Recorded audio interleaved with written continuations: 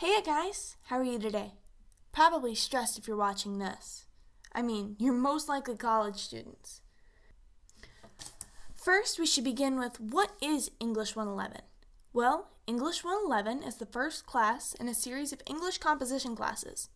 The particular class we will be using as an example is a service learning class. A service learning class is one where during the semester you do projects to assist the community, such as building a community garden.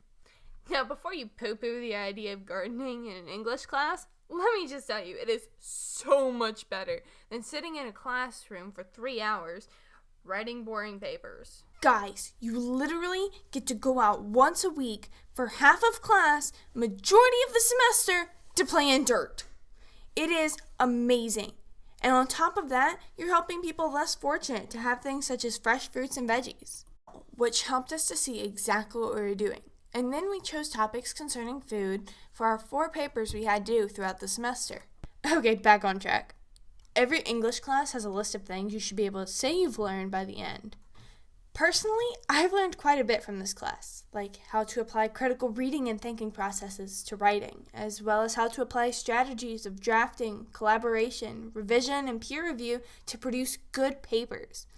But in order to write an amazing paper, you need to understand a bit more about how your audience influences how your paper is going to be written. We first need to determine what type of paper you want or need to write. If you're wanting to write an argument or research paper, you're most likely going to use the style of logos. This is where you persuade your audience using logic, facts, and research. An audience of this type is often going to be looking for the credibility of the facts.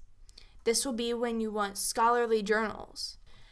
The next type will be known as ethos. Ethos is a pretty uncommon type of paper, unless you're writing for your doctorate. This is usually reserved for people who are specialists in their respective fields. Alright, on to the next. Pathos. Pathos is when you use lovey-dovey feelings and emotions to persuade your audience.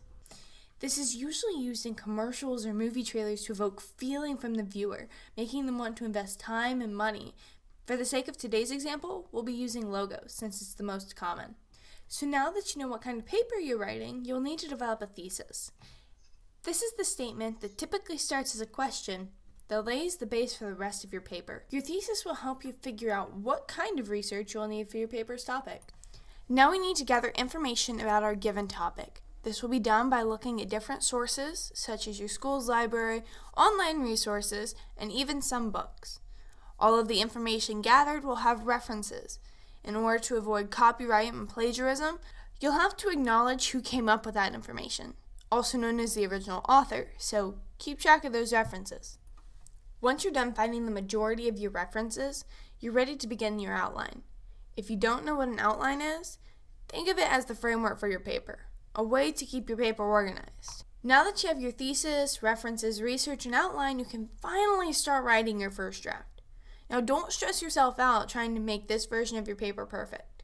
It's meant to be messy and unrefined. That's why it's your first draft.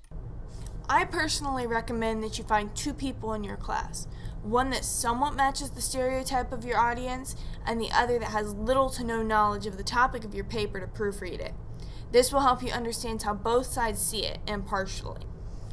Finally, when you've received both sides' remarks, you can write your final draft, implanting all that you wanted to change and maybe even moving some paragraphs around. Okay, one more thing. Just make sure you all have the correct format. If you don't, some professors won't accept it.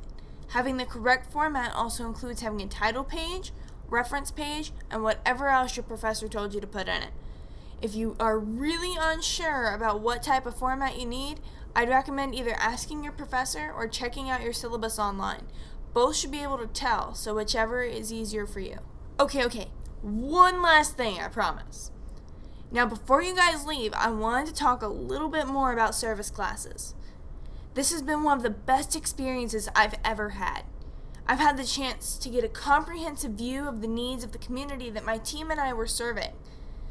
I'm talking about things like the need for fresher food, less processed food, and how my team and I could help them. We also gained exposure to current economic and racial issues through the research we had to do for our papers. Plus, if you guys are like me and are a bit hyperactive, it's really challenging to sit still for hours at a time. If you too are like this, then I would highly recommend a service learning class, if your college offers one.